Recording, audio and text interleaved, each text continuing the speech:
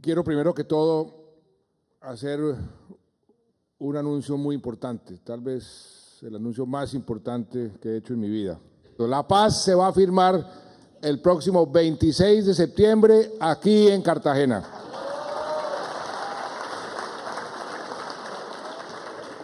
Y tiene además un significado especial.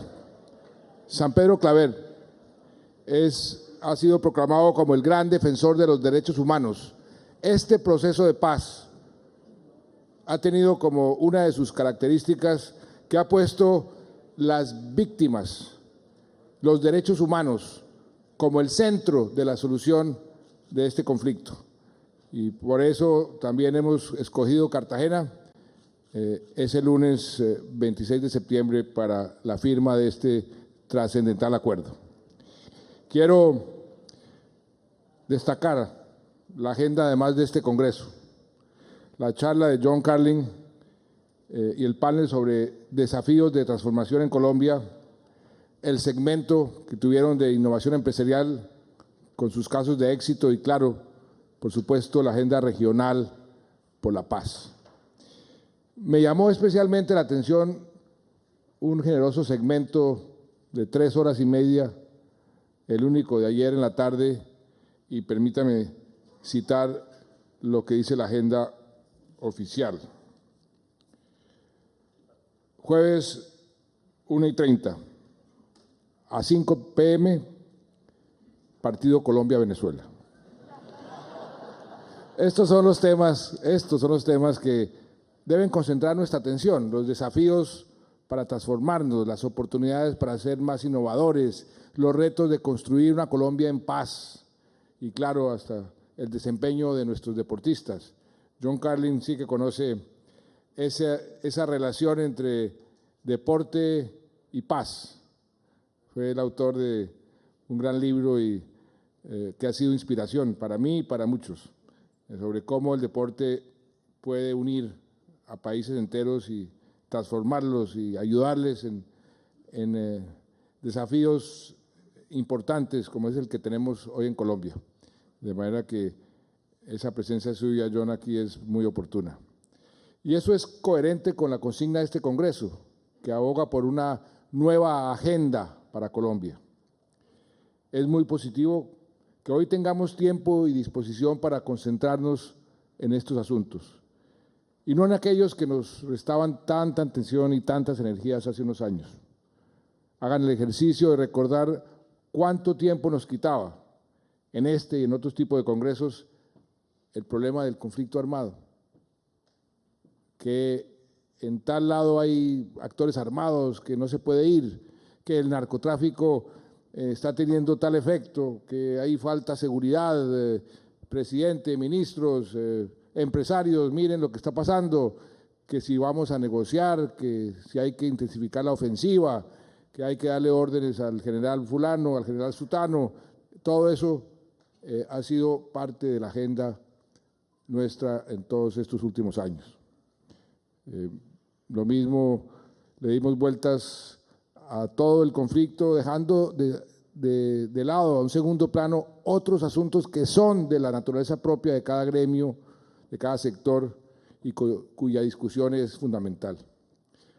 Pues eso es lo que podemos hacer hoy, aquí y ahora, concentrarnos en hablar de los temas puntuales que conciernen a los intereses, a los desafíos de personas como ustedes, aquí en Confircámaras.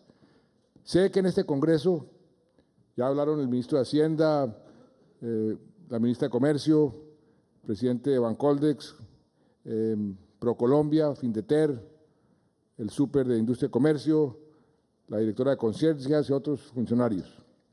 Seguro ellos ya contaron en detalle los asuntos de cada una de sus entidades, por lo que haré énfasis en solo 4 temas y muy brevemente. El primer tema es la inflación. Les puedo decir que este indicador ya tiene una tendencia a la baja, no sé si el ministro se hizo referencia a eso, y una vez superadas las coyunturas que la afectaron, la devaluación, el fenómeno del Niño, el paro camionero, vamos a volver a la normalidad, eso se los puedo asegurar. Esta semana ya el Banco de la República mantuvo estable la tasa de interés porque vio que los indicadores van en buena dirección, después de haber aumentado la tasa durante casi 11 meses consecutivos. O sea, ya rompimos esa tendencia y vamos otra vez a colocarla entre la franja del 2 al 4%. El segundo tema, que sé que para ustedes es muy importante, lo mencionó el doctor Domínguez, es la reforma tributaria. Este es un tema que ha tenido mucha discusión dentro del gobierno, mucha discusión con expertos, y vamos a presentar esa reforma estructural que contribuya realmente a crear un sistema tributario que mejore nuestra competitividad y que tenga unos principios claros que tenemos muy bien definidos, que sea progresiva, que sea equitativa, que sea eficiente y que sea simple.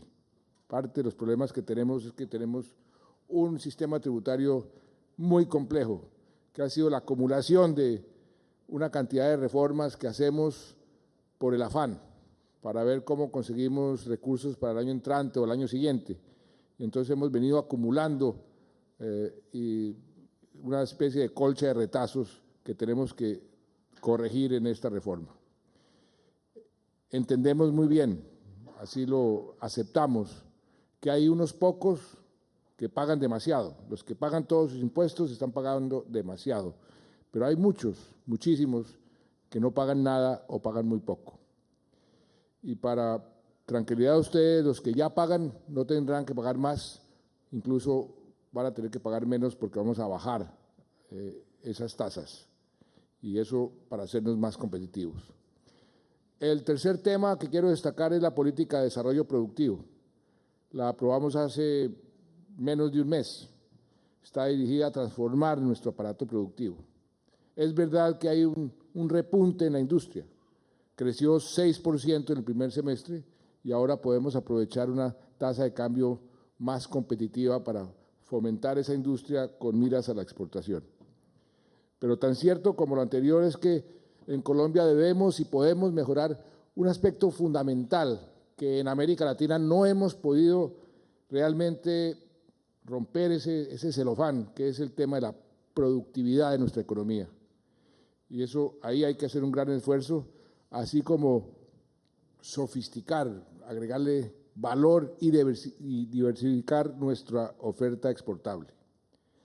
Con la nueva política de desarrollo, que está siendo liderada por el Ministerio de Comercio, vamos a priorizar desde las regiones un grupo de actividades que contribuyan a transformar nuestro aparato productivo para que tengamos bienes y servicios capaces de competir, de ganar mercados internacionales a lo largo y ancho de la faz de este planeta, con los cuales tenemos más de 1.600 millones de consumidores con acceso a nuestros productos preferenciales gracias a los tratados de libre comercio. Dicho de otra manera, a partir de fortalezas regionales, y así va a ser el enfoque, vamos a insertarnos en cadenas globales de valor. Debemos cambiar nuestra visión de sectores por una visión de cadenas productivas, que eso es muy importante, ese cambio como de paradigma, como de la forma de pensar y de accionar, y apostar en esas cadenas productivas con dos criterios: capacidad productiva de cada región y el potencial exportador. O sea, esos dos factores serán determinantes para poder tomar las decisiones. Para avanzar en esa dirección, seguiremos trabajando juntos con las autoridades locales, por supuesto con los gremios, con los empresarios, con la comunidad académica, a través de planes de trabajo que tendrán sus respectivas metas, sus indicadores, y vamos a medirlo para que podamos controlar los avances. Y en ese propósito, las cámaras de comercio son fundamentales, tienen muchísimo que aportar, no solamente por su liderazgo en los territorios, sino particularmente porque ustedes hacen una parte muy importante de las comisiones regionales de competitividad. Y finalmente, el cuarto asunto que quiero resaltar tiene que ver con la legalidad. Ustedes saben de nuestra determinación en el combate contra el contrabando, contra la competencia desleal.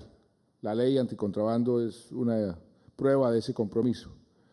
Y tan solo con la estrategia de brigadas por la legalidad, en operativos realizados por el Ministerio, la DIAN, la POLFA es la Policía Aduanera, en los últimos 2 meses hemos aprehendido mercancías de contrabando avaluadas en más de 8.000 millones de pesos. La ilegalidad y la corrupción nos hacen muchísimo daño. Y diría que a lo largo de nuestra historia han hecho tanto daño como el propio conflicto armado. Son además fenómenos que se alimentan entre sí. Los ilegales se coordinan y se alimentan entre sí. Y por eso vamos a combatir esa corrupción y ese contrabando con todas las armas que tenemos y con toda la contundencia. Y queremos ir más allá en estos temas. Por un lado, desde el Ministerio estamos haciendo una campaña nacional contra la ilegalidad, invitando a los ciudadanos a hacer las cosas a lo bien, que sepan de los riesgos de tomar atajos, pero además que conozcan las oportunidades de hacer las cosas al derecho. Queremos trabajar este tema con ustedes, con las cámaras de comercio. Ustedes son los socios ideales para esto, para que esta campaña sea efectiva. De otra parte, estamos preparando desde la presidencia una muy ambiciosa agenda anticorrupción. Dicha agenda incluye, entre otras iniciativas, una ley de garantías para proteger a quienes reportan actos de corrupción, una reforma a la ley de compras públicas y un estatuto de probidad y transparencia del Estado, con regulaciones como, por ejemplo, regular el cabildeo. También contemplamos expedir sendos decretos para regular la figura de personas expuestas políticamente y restringir la contratación directa con entidades sin ánimo de lucro. Por supuesto, en esta cruzada contra los corruptos, además de trabajar con la Fiscalía en lo represivo, queremos hacer énfasis en lo preventivo. Toda política pública es más exitosa si hay una política eficaz de prevención. Generalmente la prevención resulta más barata y más efectiva. Y eso lo haremos de la mano de los ministerios, de las gobernaciones, de las alcaldías, de las veedurías, de las ONGs. Y sea este el momento para agradecerle, doctor Julián, a usted y a Rodrigo Mejía por sus importantes aportes como miembros de la Comisión Nacional de Lucha contra la Corrupción. Y gracias, doctor Domínguez, cómo no, por sus palabras y gestos de respaldo a este momento tan importante que vivimos. Qué bueno haber podido hacer este anuncio de la firma en su Congreso, en este proceso de transitar hacia la paz. Y muchas gracias también especialmente a todos los que hacen patria desde las cámaras de comercio, porque están contribuyendo desde ya a la reconciliación de Colombia.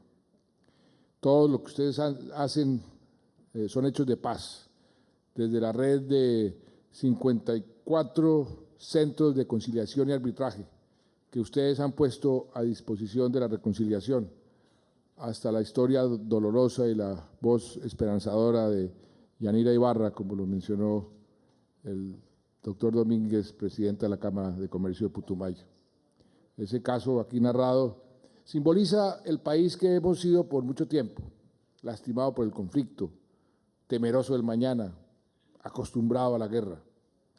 Pero también la historia de Yanira es ejemplo de lo que somos los colombianos, de una nación que quiere ser una nación trabajadora, con esperanza, capaz de perdonar, capaz de pasar la página para seguir adelante.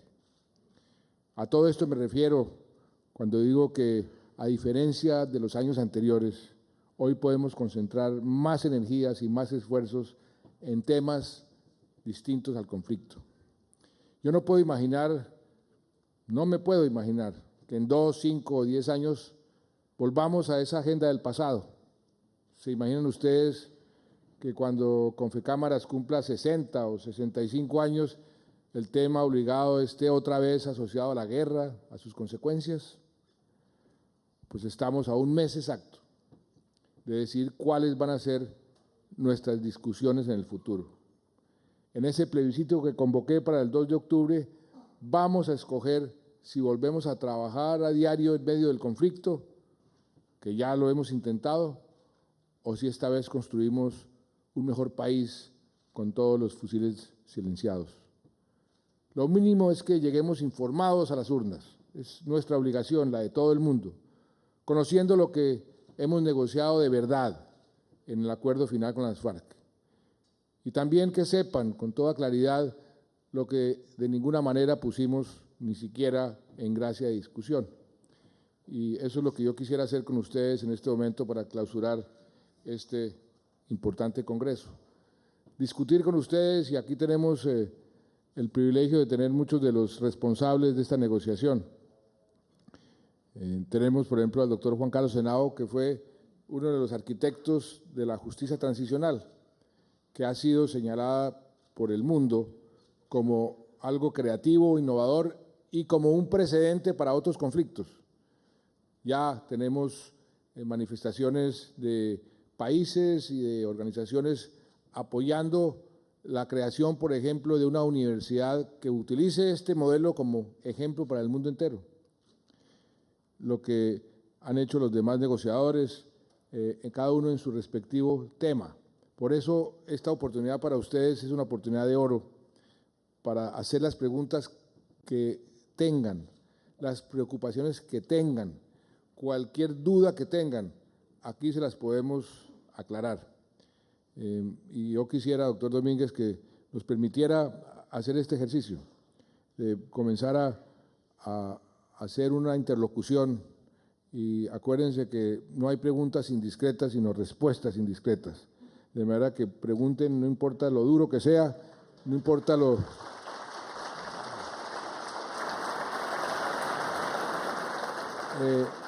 pero lo que yo quisiera es que ustedes todos se devolvieran a sus respectivas ciudades, a sus respectivos departamentos, con la tranquilidad de que este acuerdo que vamos a firmar el próximo 26 de septiembre aquí en Cartagena es un acuerdo responsable, es un acuerdo que ha sido bien diseñado, bien planeado, que cada decisión que hemos tomado ha sido analizada, las diferentes alternativas, los costos, los beneficios, para llegar a un acuerdo que, como lo han dicho varias personas, es la mejor paz posible. ¿Que es imperfecto? Sí, claro que es imperfecto. Por definición, cualquier acuerdo de paz es imperfecto, porque es el producto de una negociación. Y todos ven el vaso como le ha tocado verlo a través de su vida. Algunos lo ven medio lleno, otros lo ven medio vacío, y posiblemente hay mucha gente que no está totalmente satisfecha. Pero eso también nos dice que es un buen acuerdo. Cuando deja a un sector totalmente satisfecho y a otro sector totalmente insatisfecho, ahí es cuando tenemos los problemas de los malos acuerdos. Creo yo firmemente que llegamos a ese punto de equilibrio tan importante que debe llegar cualquier acuerdo de este tipo, donde la decisión de fondo es donde traza uno la línea divisoria entre justicia y paz. Ese problema, ese desafío, lo enfocamos con un principio: tratemos de obtener el máximo de justicia que nos permita la paz. Ese fue el enfoque. Cuando el doctor Henao comenzó a construir ese esquema de justicia transicional, lo hizo con ese enfoque. Vamos a obtener el máximo de justicia que nos permita la paz. Y creo que llegamos a un buen punto de equilibrio. Y ahí quisiera también agregar lo siguiente: se sigue hablando, algunos siguen hablando de impunidad en este proceso y en esta justicia transicional. Resulta que las instancias más legítimas del mundo entero, que nos debe a nosotros interesar mucho porque estamos obligadas a ellas, al Tratado de Roma, a la Justicia Penal, a la Corte Penal Internacional, a la Comisión Interamericana de Derechos Humanos. Esas dos instancias ya se han manifestado en torno a la arquitectura de esta justicia transicional, y ambas instancias, la Corte Penal Internacional y la Comisión Interamericana de Derechos Humanos, han dicho: lo que crearon satisface plenamente los estándares internacionales, porque este acuerdo tiene una serie de particularidades muy especiales. Primera vez que las víctimas están en el centro de su solución, los derechos de las víctimas. Es decir, tiene una perspectiva de derechos humanos, y eso ha generado un gran impacto positivo de legitimidad de los acuerdos. Y no hay aquí impunidad, porque los máximos responsables serán investigados, juzgados, condenados y sancionados. Y ese es un tema muy importante y un tema de fondo. Y yo quisiera comenzar esta charla, como dicen, pidiéndole al doctor Henao que nos profundice un poco ese concepto, y que si quiere usted y el doctor Gonzalo Restrepo, ¿por qué no también aprovechan para dar tranquilidad adicional a muchos empresarios? Porque ha venido circulando en estos últimos días una lista de unas empresas que dice que esas empresas van a ser sujetas de juicio en el Tribunal Especial.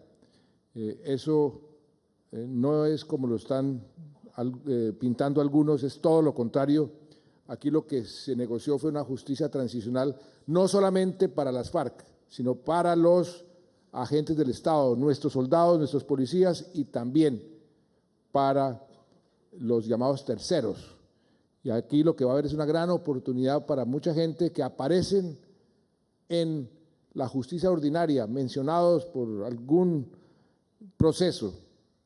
Ahí esos que aparecen, que sean en alguna forma culpables de algo indebido, ellos podrán acudir a la justicia transicional y sin ningún problema hacer que los borren de esas referencias en la justicia ordinaria. Si no existiera proceso de paz, si no existiera justicia transicional, esas menciones, esas referencias estarían de por vida en la justicia ordinaria, y quienes están mencionados estarían expuestos de por vida a que los llamen y los juzguen por vía de la justicia ordinaria.